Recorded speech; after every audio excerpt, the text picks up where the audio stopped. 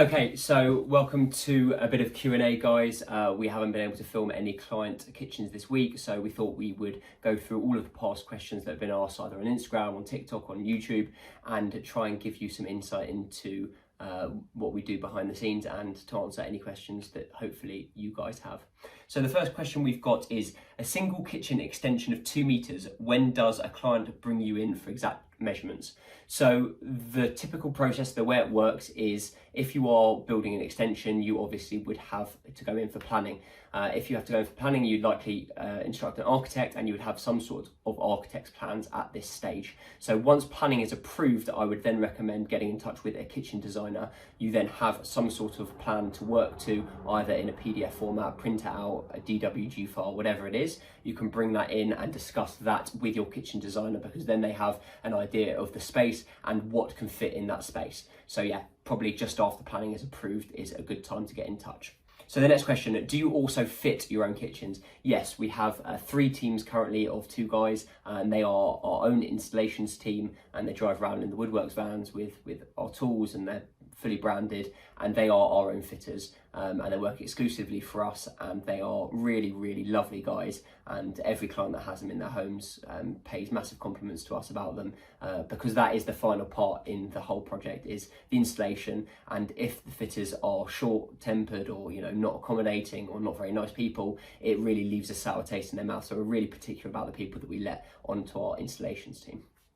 All right, next question. How many weeks before install should the design process take? So really you've got to work it back from the sort of fitting date you have in mind. So our kitchens take anywhere from 8 to 14 weeks, depending on the complexity of the job. Is it spray painted? Is it shaker doors? Is it does it have curves? Is it reeded, etc.? All of these things factor into how long the manufacturing process takes. As I said, 8 to 14 weeks. So if you work that back from when your fitting date would likely be, you then need to factor in anywhere between 4 and 8 weeks for the design portion. Now, sometimes people have an exact idea of what they want in their mind. They'll come into the showroom, they say, I want this, this, this, this, this, and it's very, very simple. We do a drawing, they say, yeah, that's what I had in mind. But usually, if to play it safe, I'd say between 4 and 8 weeks for the design process. So add that together, so 4 plus 8, so from 12 weeks all the way to 22 weeks before you want your fitting date, I would recommend starting the design process. Next question, do you integrate the strip lighting on site, or is it done in the factory? So really interesting question. I love that we're getting into the technical aspects of what we do. So the strip lighting into our panels is actually cut on the CNC in the factory, and that's because it's millimeter perfect and there's less chance of it breaking out if you did it on site. So it's planned by the technical guys, so one stage before the factory, so that it can then be done on the CNC. That's for the actual groove that the lighting strip sits inside. The cutting of that strip is actually done on site, because that actually needs to be exact, dead on, and we don't know about the size of the infills exactly until we get to site, depending on how level the walls are. So yeah, the grooves are cut in the factory, and the actual strip lighting piece itself is cut on site. Next question, you hiring ? Good question. You're not the first person to ask that. We've had a few questions about staffing, etc.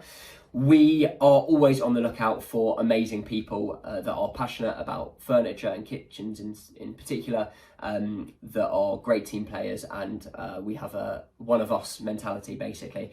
So yeah, if you want to send over any CVs to design@thewoodworks.com, and someone would be in touch if we have any open vacancies. Next question, may I ask what kitchen tops are used, and are they full slabs? Okay, so that is a question relating to worktops. We use a variety of different worktops in our project, and they are different price bands. We cover this on the website in more detail, but just to give you a quick overview, we do everything from the entry-level quartz, which probably might cost between £3,000 and £6,000 on an average size kitchen, and they come in a whole host of different colours. We've got our own brand quartzes, which are more cost effective, or you can go for a brand name like a Caesar stone, a Sarl stone, etc. They are going to be a bit more expensive. We then go into porcelain worktops, so we use Neolith, we use Dekton. They're heat resistant, scratch resistant, stain resistant. They're really, really good bits of kit, and they're really, really lovely, come in lots of different patterns. But it is much more expensive. You pay a premium for sort of that resistance. And then we also do man-made materials. So we do quartzites, and we do a lot of Bianco Eclipsia, which people absolutely love. It's that grey, sort of grey base with a wonderful dark grey veining. We do the Levantine Barocca, which is the same one that we've got in our showroom, the black and copper display. So we do a lot of sort of natural stones, quartzite, granite. We don't tend to do a lot of marble only because it is porous and you really need to look after it. My personal opinion is that marble is lovely, and I would have marble in my own house. As and when I do actually redo the kitchen, I will have marble in my house, but you do have to look after it and you do have to be aware that it does come at a cost. Next question, who is the producer of the kitchens? That's us. So we actually get a lot of questions about this on social media, where the kitchen's from, who makes the kitchens, because a lot of high street studios are just hacker showrooms or they're Next 125 or Polyform or whatever it is. We actually make our own kitchens, so they are the Woodworks. We make our kitchens in our factory in Letchworth, which is in Hertfordshire. It's about a 15,000 square foot facility. There's about 20 guys down there that actually bring your kitchens to life. So we spray on site, we make everything there, assemble it all, etc. So yeah, we are the producer of the kitchens. We don't buy it from elsewhere and sell it as our own. Next question. Can you show a perfect colour to decorate the kitchen? So I might have to throw something up, but my personal favourite at the moment is a Farrow & Ball colour called Vert de Terre, which is this lovely soft green colour. We've done it a number of times, including for the influencer Amelia Liana. You might have seen her YouTube videos, or the photos are coming soon of that. It's my personal favourite. I think it's gorgeous and it goes lovely with either oak or walnut if you wanted those internals. So yeah, that is my favourite at the moment. Not a question, but I love all your kitchens.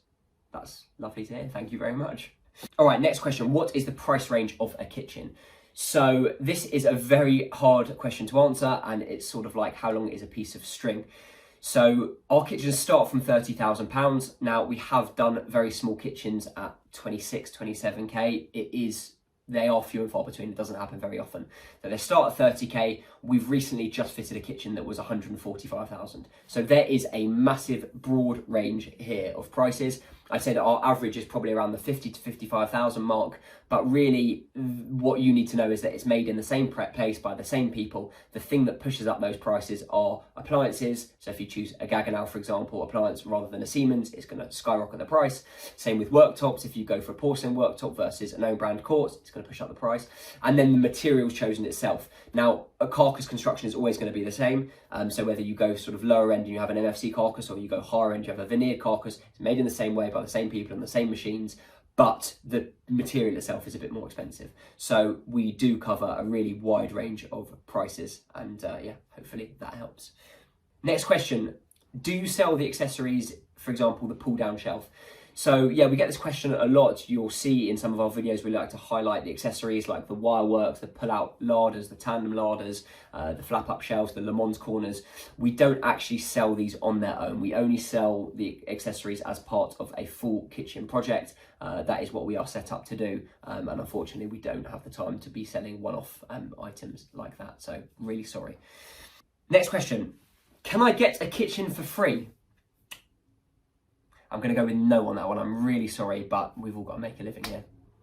Next question, what is the best way to get in contact? So a number of ways. You can either call the office, 0208 806 5166, and speak to one of the guys in the showroom. You can go on our website, www.thewoodworks.com, and there's a little bar on the top that says book your consultation, or you can email us, design@thewoodworks.com. So if any of those, whatever's easiest for you, we are always on the other end of the phone, or we'll be replying to emails, and we'll get back to you probably within a day or two, and someone will book in a senior designer to meet with you.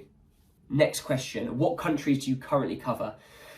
Okay, so we only currently cover the UK, and even more specifically, it's sort of in and around London.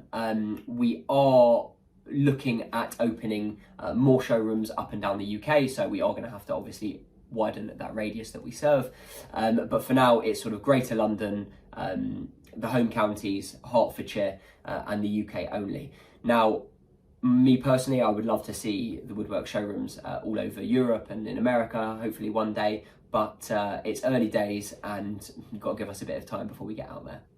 Next question, what are your top favourite features? Unfortunately, you're stuck with me, so it's going to have to be my favourite features, and for me, it's got to be a larder. In any form, I love a pocket door larder in a modern kitchen. I think it's really, really sleek and offers a lovely extra prep space, but I also love a traditional larder with spice racks on the back of the doors, beautiful shelving and drawers internally. We've just done a larder in our new Ascot showroom, which is in our part of our heritage range, and that is for me the absolute bee's knees.